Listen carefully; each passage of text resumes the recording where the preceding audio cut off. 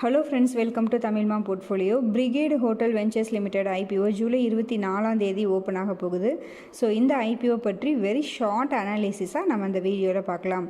இந்த ஐபிஓவில் share holders கோட்டாவும் இருக்குது. Brigade என்டர்பிரைசஸோட share நம்ம வச்சுருந்தோம் அப்படின்னா நம்ம ஷேர் ஹோல்டர்ஸ் கோட்டாக்கும் எலிஜிபிள் ஆகும். ரீட்டைல் கேட்டகரியில் 10% தான் அலோகேட் பண்ணியிருக்காங்க.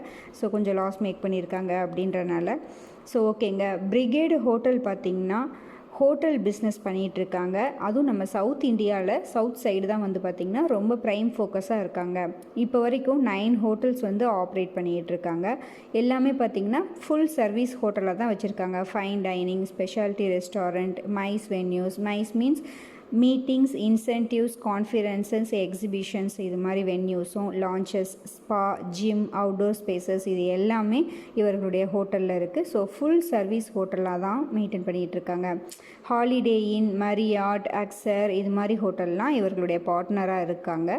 ஸோ அதுவும் ஒரு big plus point. Bengaluru, Mysore, Chennai, Kochi, குஜராத்தில் கிஃப்ட் சிட்டியில் இவர்களுடைய ஒரு ஹோட்டல் இருக்குது. ஸோ பிரிகேடு என்டர்பிரைசஸோட ஹோலி ஓனடு சப்சிடியரி தான் இந்த பிரிகேடு ஹோட்டல் வெஞ்சர்ஸ் லிமிடெட். ஓகேங்க, நெக்ஸ்ட்டு ஃபைனான்ஷியல்ஸ் அப்படின்னு பார்த்தோம் அப்படின்னா ரெவன்யூ பொறுத்த வரைக்கும் ஒரு வருஷமும் நல்லா இன்க்ரீஸ் ஆகியிருக்கு. ப்ராஃபிட் லாஸ்ட் வருஷமும் இந்த வருஷமும் ப்ராஃபிட் மேக் பண்ணியிருக்காங்க. அதுக்கு முதல்ல வந்து லாஸ் மேக் பண்ணியிருக்கனால தான் ரீட்டைல் ரிசர்வேஷன் 10%. கடன் வந்து கொஞ்சம் ரொம்பவே அதிகமாக இருக்குது. இந்த ஐபிஓ வர்ற அமௌண்ட் வந்து கடனை கொஞ்சம் ரீபே பண்ணுறதாகவும் சொல்லியிருக்காங்க. வேல்யூஷன் ரொம்ப ஹை வேல்யூவில் தான் ஐபிஓ வர்றாங்க.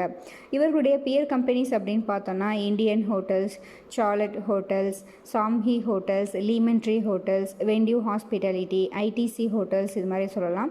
ஸோ ஒருத்தரும் அந்தந்த ஏரியாவில் ரொம்ப லீடிங்கில் தான் இருந்துகிட்ருக்காங்க.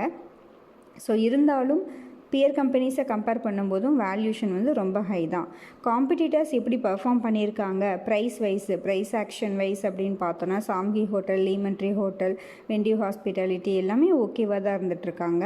ஸோ இருந்தாலும் இந்த டைமில் பார்த்தீங்க அப்படின்னா வேல்யூஷன் ரொம்ப ஹை, கடன் கொஞ்சம் அதிகமாக இருக்குது.